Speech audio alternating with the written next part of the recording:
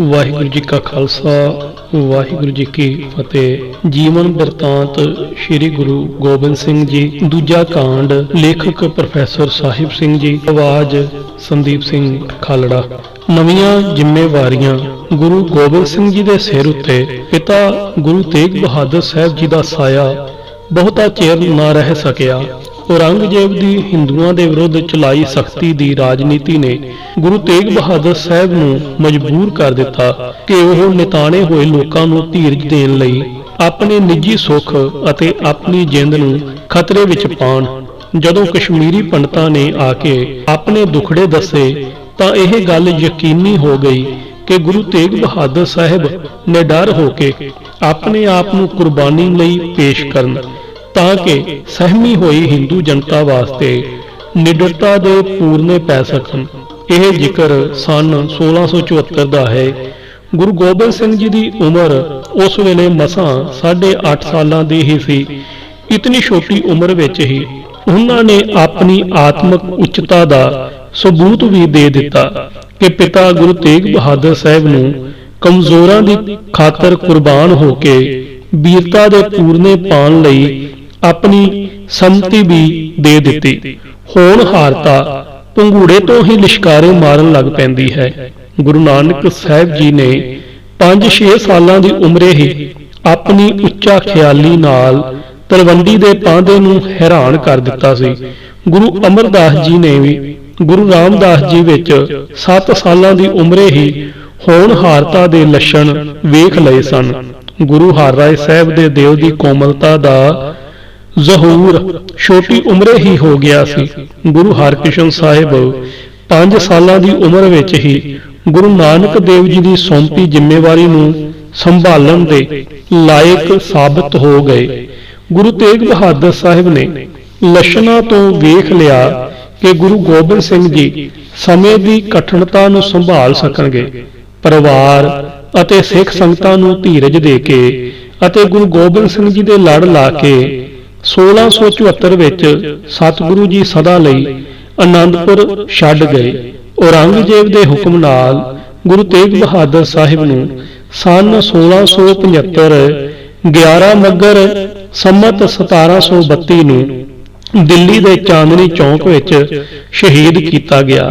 ਸਿੱਖ ਕੌਮ ਦੀ ਅਗਵਾਈ ਦੀ ਮੁਕੰਮਲ ਜ਼ਿੰਮੇਵਾਰੀ ਗੁਰੂ ਗੋਬਿੰਦ ਸਿੰਘ ਜੀ ਦੇ ਸਿਰ ਉੱਤੇ ਆ ਪਈ।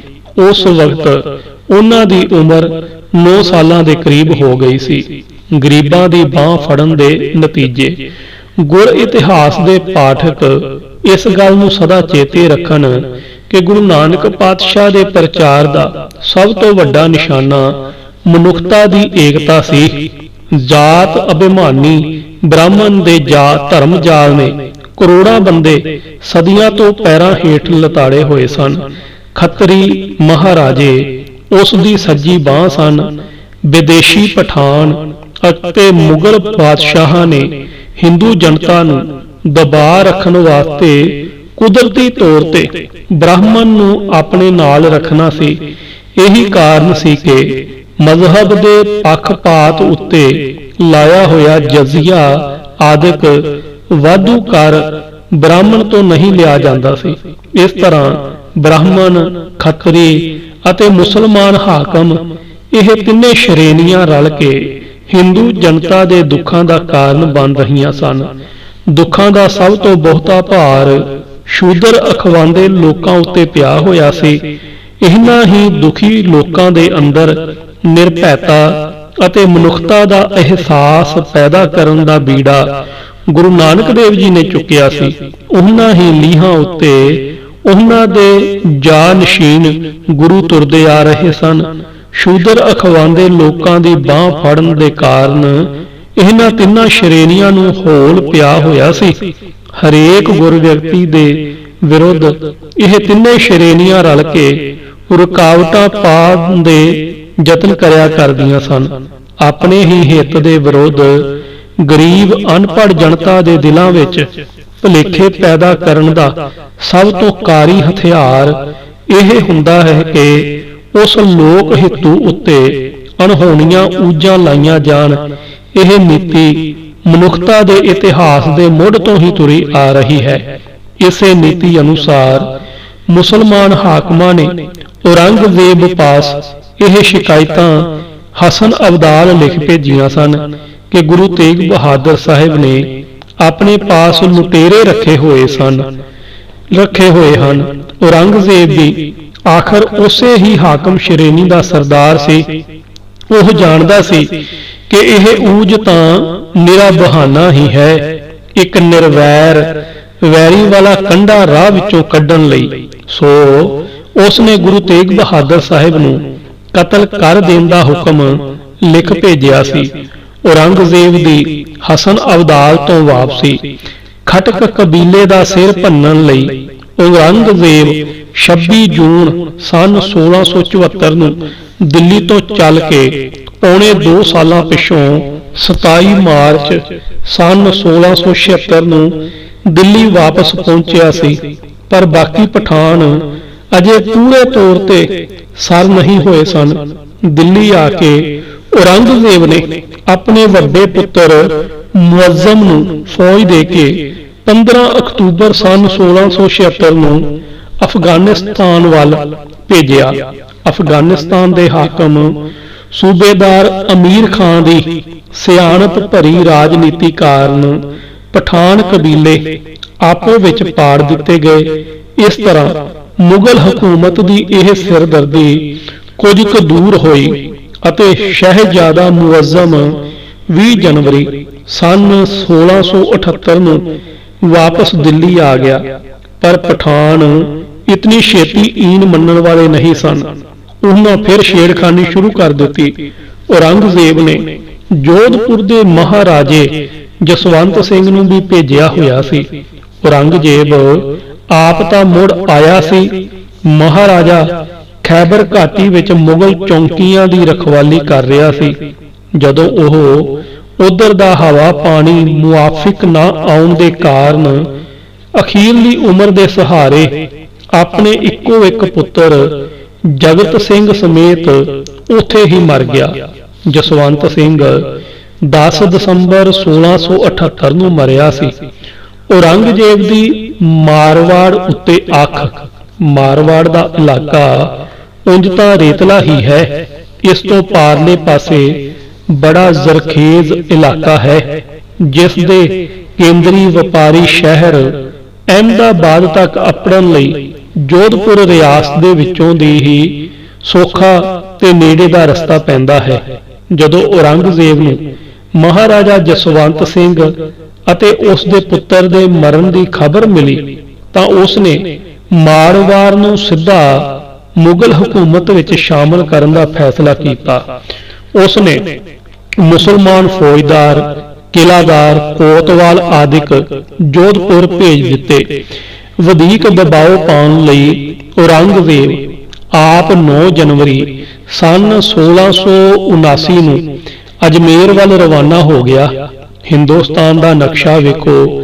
ਆਗਰੇ ਤੋਂ ਪੱਛਮ ਵੱਲ ਪਹਿਲਾਂ ਭਰਤਪੁਰ, ਫਿਰ ਜੈਪੁਰ ਅਤੇ ਇਸ ਤੋਂ ਅਗਾਂਹ ਦੱਖਣ ਪੱਛਮ ਵੱਲ ਅਜਮੇਰ ਆਉਂਦਾ ਹੈ। ਅਜਮੇਰ ਤੋਂ ਸਿੱਧਾ ਪੱਛਮ ਦੇ ਰੁੱਖ ਤੋਂ ਜੋਧਪੁਰ ਹੈ। ਮੁਗਲ ਫੌਜਾਂ ਨੇ 7 ਫਰਵਰੀ ਨੂੰ ਜੋਧਪੁਰ ਤੇ ਕਬਜ਼ਾ ਕਰਕੇ ਸਾਰੇ ਹਿੰਦੂ ਮੰਦਰ ਢਾਹ ਦਿੱਤੇ। ਔਰੰਗਜ਼ੇਬ 2 ਅਪ੍ਰੈਲ ਸਨ 1679 ਨੂੰ ਵਾਪਸ ਦਿੱਲੀ ਆ ਗਿਆ। ਆਉਂਦਿਆਂ ਹੀ ਉਸ ਨੇ ਹੁਕਮ ਦੇ ਦਿੱਤਾ ਕਿ ਸਭ ਹਿੰਦੂਆਂ ਉੱਤੇ ਜਜ਼ੀਆ ਲਾਇਆ ਜਾਏ। ਲੰਮਾ ਝਗੜਾ। ਪਰ ਮੇਵਾੜ ਦਾ ਝਗੜਾ ਛੇਤੀ ਨਾ ਮੁੱਕ ਸਕਿਆ। ਇਹ ਲੰਮੀ ਕਹਾਣੀ ਹੈ, ਅਸੀਂ ਥੋੜੇ ਹੀ ਲਫ਼ਜ਼ਾਂ ਵਿੱਚ ਮੁਕਾਉਂਦੇ ਹਾਂ। ਮਹਾਰਾਜਾ ਜਸਵੰਤ ਸਿੰਘ ਦੇ ਮਰਨ ਪਿੱਛੋਂ ਉਸ ਦੀ ਇੱਕ ਰਾਣੀ ਦੇ ਘਰ ਪੁੱਤਰ ਜੰਮ ਪਿਆ, ਜਿਸ ਦਾ ਨਾਮ ਅਜੀਤ ਸਿੰਘ ਰੱਖਿਆ ਗਿਆ।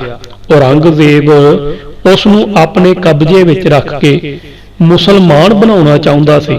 ਪਰ ਜਸਵੰਤ ਸਿੰਘ ਦੇ ਵਜ਼ੀਰ ਦੇ ਪੁੱਤਰ ਨੇ ਬੜੀ ਹਿੰਮਤ ਤੇ ਦਲੇਰੀ ਨਾਲ ਦੋਹਾਂ ਰਾਣੀਆਂ ਨੂੰ ਰਾਜਕੁਮਾਰ ਸਮੇਤ ਦਿੱਲੀ ਵਿੱਚੋਂ ਕੱਢ ਕੇ ਮਾਰਵਾੜ ਅਪੜਾਇਆ। ਇਹ ਜ਼ਿਕਰ ਸਨ 1679 ਦਾ ਹੈ। ਔਰੰਗਜ਼ੇਬ ਦੀ ਮਾਰਵਾੜ ਬਾਰੇ ਰਾਜਨੀਤੀ ਨੂੰ ਬੜਾ ਧੱਕਾ ਲੱਗਾ। ਔਰੰਗਜ਼ੇਬ ਦੂਜੀ ਵਾਰੀ ਸਤੰਬਰ 1679 ਵਿੱਚ ਦਿੱਲੀ ਤੋਂ ਅਜਮੇਰ ਨੂੰ ਚੱਲ ਪਿਆ।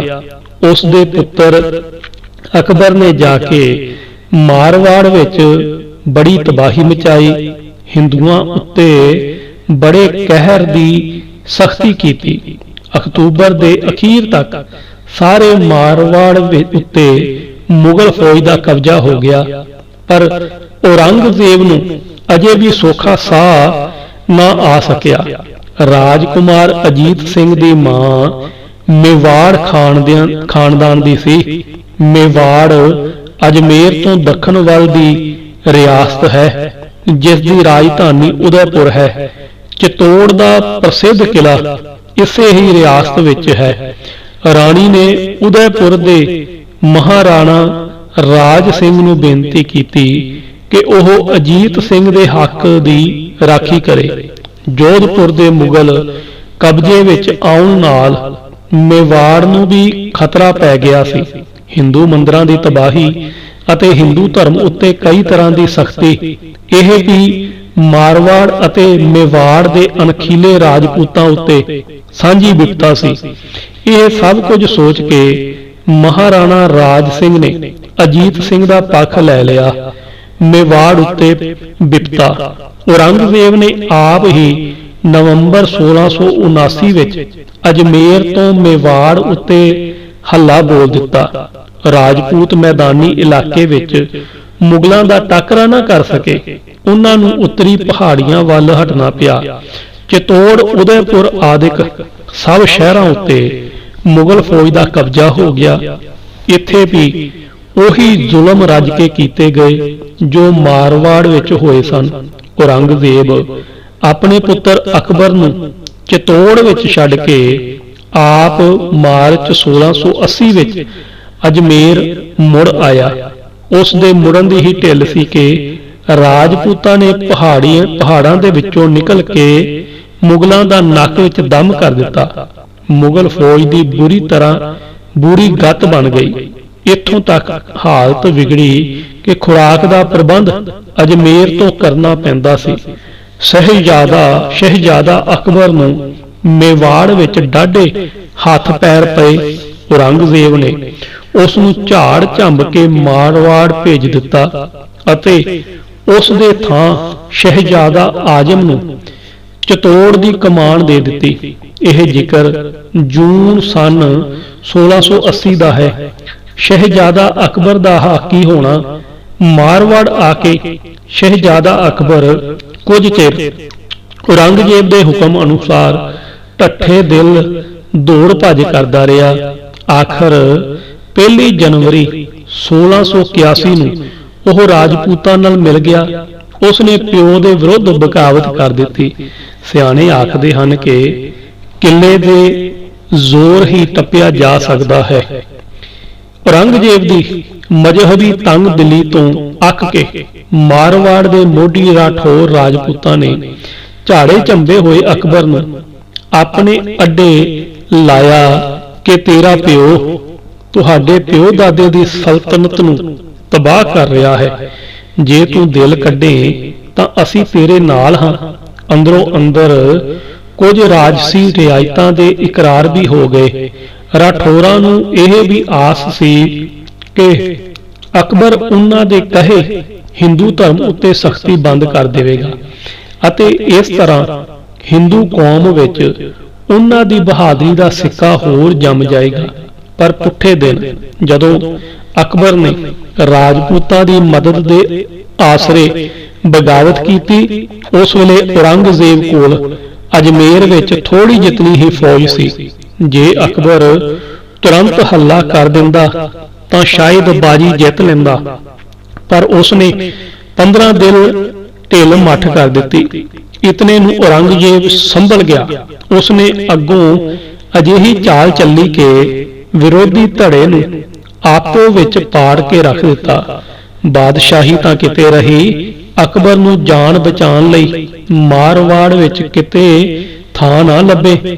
ਆਖਰ ਜਦੋਂ ਰਾਜਪੂਤਾਂ ਨੂੰ ਔਰੰਗਜ਼ੇਬ ਦੀ ਚਾਲ ਅਸਲ ਸਮਝ ਆਈ ਤਾਂ ਉਹ ਸਿਰਫ ਇਤਨਾ ਹੀ ਕਰ ਸਕੇ ਕਿ ਅਕਬਰ ਨੂੰ ਦਰਿਆ ਨਰਮਦਾ ਤੋਂ ਪਾਰ ਲੰਘਾ ਕੇ ਇਲਾਕਾ ਖਾਨ ਦੇਸ਼ ਵਿੱਚੋਂ ਦੀ ਲੰਘ ਕੇ ਰਾਏਗੜ੍ਹ ਅਪੜਾ ਆਏ, ਜਿੱਥੇ ਸੇਵਾ ਜੀ ਦਾ ਪੁੱਤਰ ਸ਼ੰਭੂ ਜੀ ਪਿਓ ਦੇ ਥਾਂ ਰਾਜ ਕਰ ਰਿਹਾ ਸੀ। ਮੇਵਾੜ ਨੂੰ ਸੁੱਖ ਦਾ ਸਾਹ ਉਸ ਬਗਾਵਤ ਨਾਲ ਬਾਦਸ਼ਾਹੀ ਤਾਂ ਨਾ ਉਲਟ ਸਕੀ, ਪਰ ਮੇਵਾੜ ਨੂੰ ਸੁੱਖ ਦਾ ਸਾਹ ਮਿਲ ਗਿਆ। ਅਕਬਰ ਦੇ ਮਰਹੱਟਿਆਂ ਦੀ ਸ਼ਰਨ ਪੈਣ ਨਾਲ ਔਰੰਗਜ਼ੇਬ ਨੂੰ ਬੜਾ ਖਤਰਾ ਜਾਪਿਆ। ਉਸ ਨੇ ਮੇਵਾੜ ਦੇ ਰਾਣੇ ਜੈ ਸਿੰਘ ਨਾਲ ਸੁਲਾਹ ਕਰ ਲਈ। ਇਹ ਜੈ ਸਿੰਘ ਮਹਾਰਾਣਾ ਰਾਜ ਸਿੰਘ ਦਾ ਪੁੱਤਰ ਸੀ। ਰਾਜ ਸਿੰਘ 20 ਅਕਤੂਬਰ ਸਨ 1680 ਨੂੰ ਮਰ ਗਿਆ ਸੀ। ਉਸ ਦੇ ਥਾਂ ਮੇਵਾੜ ਦੀ ਗੱਦੀ ਉੱਤੇ ਜੈ ਸਿੰਘ ਬੈਠਾ ਸੀ। ਇਹ ਸੁਲਾਹ 14 ਜੂਨ ਸਨ 1681 ਨੂੰ ਹੋਈ ਸੀ। ਔਰੰਗਜ਼ੇਬ ਨੇ ਮਾਰਵਾੜ ਵਿਰੁੱਧ ਵੀ ਜੰਗ ਮੱਠੀ ਕਰ ਦਿੱਤੀ। ਅਕਬਰ ਵੱਲੋਂ ਉਸ ਨੂੰ ਬਹੁਤਾ ਖਤਰਾ ਜਾਪ ਰਿਹਾ ਸੀ।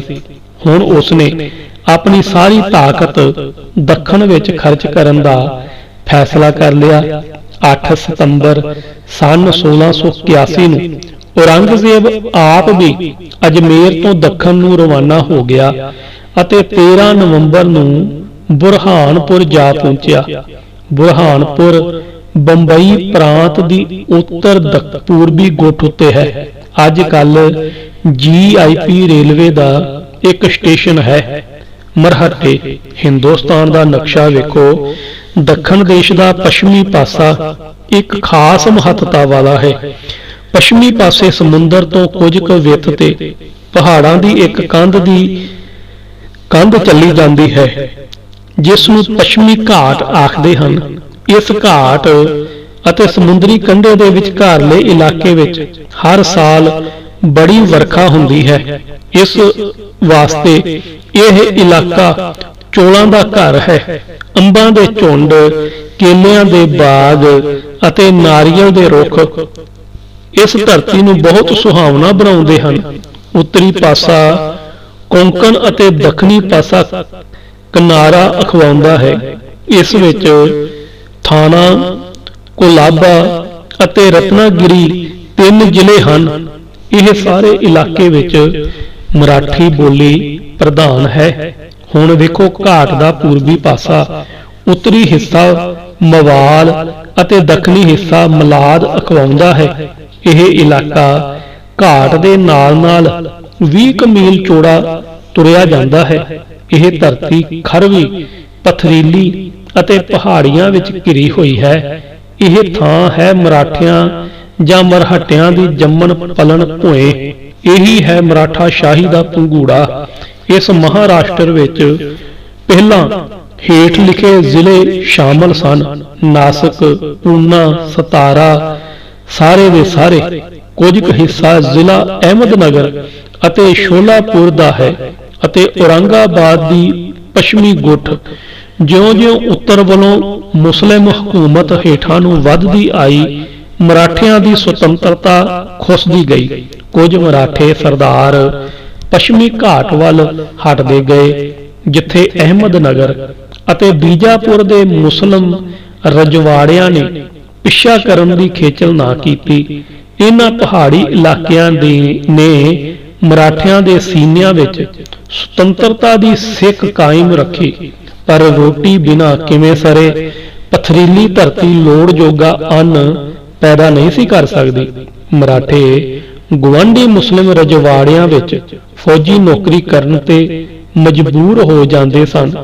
ਇਸ ਕਿੱਤੇ ਦਾ ਸਦਕਾ ਹੀ ਕਈ ਮਰਾਠੇ ਸਰਦਾਰਾਂ ਨੂੰ ਵੱਡੀਆਂ-ਵੱਡੀਆਂ ਜਗੀਰਾਂ ਮਿਲੀਆਂ ਹੋਈਆਂ ਸਨ।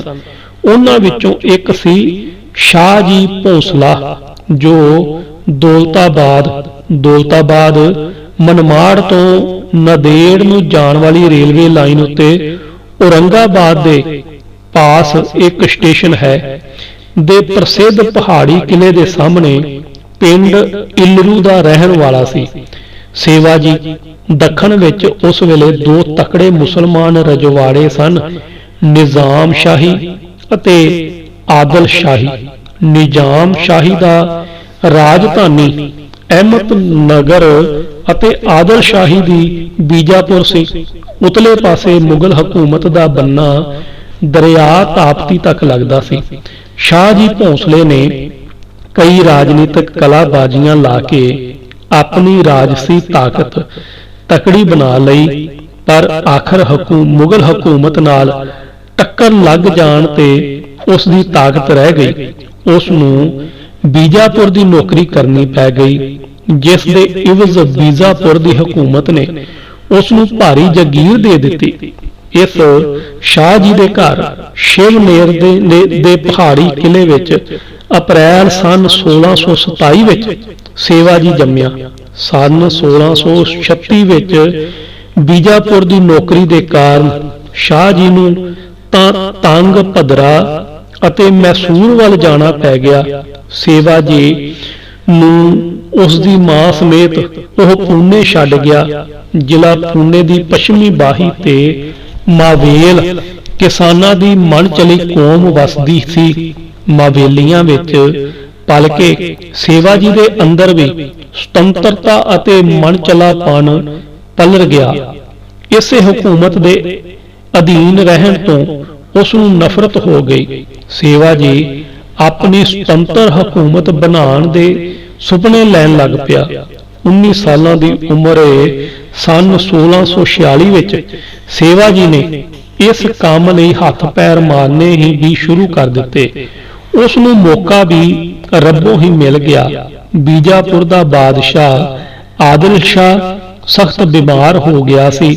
3 ਸਾਲਾਂ ਵਿੱਚ ਸੇਵਾ ਜੀ ਨੇ ਚੰਗੀ ਤਾਕਤ ਬਣਾ ਲਈ। 6 ਸਾਲ ਉਸ ਨੂੰ ਰੁਕਣਾ ਪੈ ਗਿਆ। 1655 ਵਿੱਚ ਫਿਰ ਉਸ ਨੇ ਆਪਣਾ ਉਦਮ ਸ਼ੁਰੂ ਕਰ ਦਿੱਤਾ। ਮਰਾਠਾ ਜਥੇਬੰਦੀ ਸੇਵਾ ਜੀ ਦੀ ਉਮਰ ਵਿੱਚ ਕਈ ਚੜ੍ਹਾਅ ਆਏ। ਆਖਰ ਉਹ ਇੱਕ ਤਕੜੀ ਮਰਾਠਾ ਹਕੂਮਤ ਕਾਇਮ ਕਰਨ ਵਿੱਚ ਕਾਮਯਾਬ ਹੋ ਗਿਆ, ਜੋ ਉੱਤਰ ਵਿੱਚ ਧਰਮਪੁਰ ਰਿਆਸਤ ਤੋਂ ਲੈ ਕੇ ਦੱਖਣ ਵਿੱਚ ਜ਼ਿਲ੍ਹਾ ਕਿਨਾਰਾ ਤੱਕ ਅੱਪੜ ਗਈ। ਪੂਰਬੀ ਬਾਹੀ ਵੱਲ ਸੇਵਾ ਜੀ ਨੇ ਬਗਲਾਣਾ ਤੋਂ ਲੈ ਕੇ ਕੋਲਾਪੁਰ ਦੇ ਜ਼ਿਲ੍ਹੇ ਤੱਕ ਕਬਜ਼ਾ ਕਰ ਲਿਆ। ਇਸ ਸਾਰੇ ਇਲਾਕੇ ਵਿੱਚ ਮਰਹੱਟਾ ਹਕੂਮਤ ਕਾਇਮ ਕਰਕੇ ਸੇਵਾ ਜੀ 5 ਅਪ੍ਰੈਲ ਸਨ 1680 ਨੂੰ ਅਕਾਲ ਚਲਾਣਾ ਕਰ ਗਿਆ। ਉਸ ਦੇ ਪਿੱਛੋਂ ਕਈ ਘਰੋਗੀ ਖੂਨ ਖਰਾਬੇ ਕਰਕੇ ਉਸ ਦਾ ਪੁੱਤਰ ਸ਼ੰਭੂ ਜੀ ਵੀ ਗੱਦੀ ਦੇ ਉੱਤੇ ਜਾ ਬੈਠਾ। ਔਰੰਗਜ਼ੇਬ ਦੱਖਣ ਨੂੰ ਸ਼ਹਿਜ਼ਾਦਾ ਅਕਬਰ ਨੇ ਜੂਨ ਸਨ 1681 ਵਿੱਚ ਮਰਹੱਟੇ ਸਰਦਾਰ ਸ਼ੰਭੂ ਜੀ ਦੀ ਸ਼ਰਨ ਜਾ ਲਈ। ਔਰੰਗਜ਼ੇਬ ਆਪਣੇ ਪਿਓ ਸ਼ਾਹਜਹਾਨ ਦੇ ਵੇਲੇ ਦੱਖਣ ਵਿੱਚ ਗਵਰਨਰ ਰਹਿ ਚੁੱਕਿਆ ਸੀ। ਉਸ ਨੂੰ ਮਰਹੱਟਿਆਂ ਨਾਲ ਅਤੇ ਅਹਿਮਦਨਗਰ ਦੇ ਬੀਜਾਪੁਰ ਦੇ ਰਜਵਾੜਿਆਂ ਨਾਲ ਸਦਾ ਇੱਟ ਖੜਕਾ ਕਰਨਾ ਪੈਂਦਾ ਰਿਹਾ ਸੀ। ਉਸ ਨੂੰ ਇਹ ਡਰ ਪੈ ਗਿਆ ਕਿ ਜੇ ਅਕਬਰ ਦੀ ਇਹਨਾਂ ਸਭਨਾਂ ਨੇ ਰਲ ਕੇ ਮਦਦ ਕੀਤੀ ਤਾਂ ਮੇਰੀ ਬਾਦਸ਼ਾਹੀ ਨੂੰ ਖਤਰਾ ਪੈ ਜਾਏਗਾ।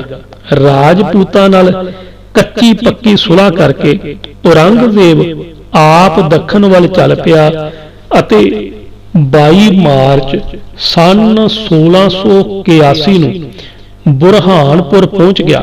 ਔਰੰਗਜ਼ੇਬ ਦੀਆਂ ਦੱਖਣ ਦੀਆਂ ਲੜਾਈਆਂ ਦਾ ਇੱਕ ਲੰਮਾ ਕਿੱਸਾ ਹੈ, ਜਿਸ ਦੀ ਪਾਠਕਾਂ ਨੂੰ ਲੋੜ ਨਹੀਂ ਹੈ। ਇਤਨਾ ਆਖ ਦੇਣਾ ਕਾਫੀ ਹੈ ਕਿ ਸਨ 1699 ਦੇ ਅਖੀਰ ਤੱਕ ਔਰੰਗਜ਼ੇਬ ਨੇ ਸਾਰੇ ਦੱਖਣ ਨੂੰ ਸਰ ਕਰ ਲਿਆ, ਪਰ 8 ਸਾਲਾਂ ਦੀਆਂ ਲੜਾਈਆਂ ਨੇ ਦੇਸ਼ ਨੂੰ ਤਬਾਹ ਕਰ ਦਿੱਤਾ। ਬੇਅੰਤ ਲੋਕ ਕਾਲ ਅਤੇ ਬਿਮਾਰੀਆਂ ਦਾ ਸ਼ਿਕਾਰ ਹੋਏ।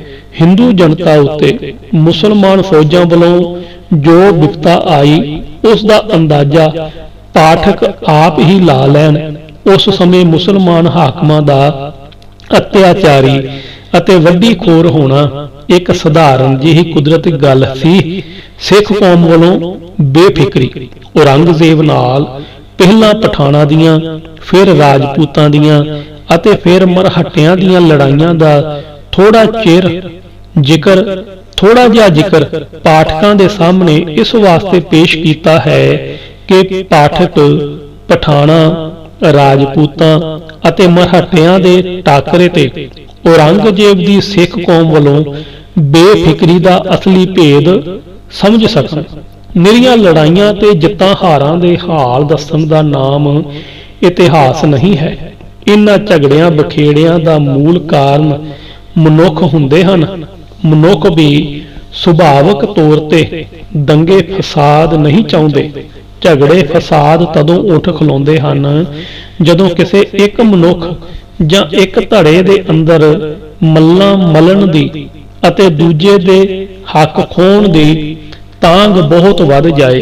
ਹਰ ਕੋਈ ਜਾਣਦਾ ਹੈ ਕਿ ਸਧਾਰਨ ਤੌਰ ਤੇ ਮਨੁੱਖ ਨੂੰ ਸਭ ਤੋਂ ਵਧੇਕ ਆਪਣੀ ਜਿੰਦ ਹੈ, ਆਪਣੀ ਗਰਜ ਅਤੇ ਆਪਣੀ ਸੁੱਖ ਸ਼ਾਂਤ ਪਿਆਰੀ ਹੁੰਦੀ ਹੈ। ਇਸ ਸਵਾਰਥ ਉੱਤੋਂ ਉਹ ਆਪਣੇ ਹੋਰ ਸਭ ਸਾਕਾਂ ਅੰਗਾਂ ਨੂੰ ਕੁਰਬਾਨ ਕਰ ਦਿੰਦਾ ਹੈ। ਔਰੰਗਜ਼ੇਬ ਨੇ ਸਵਾਰਥ ਦੀ ਖਾਤਰ ਸਕੇ ਵੀਰ ਕਤਲ ਕੀਤੇ ਅਤੇ ਪਿਓ ਨੂੰ ਵੀ 8 ਸਾਲ ਕੈਦ ਕੀਤੀ ਰੱਖਿਆ।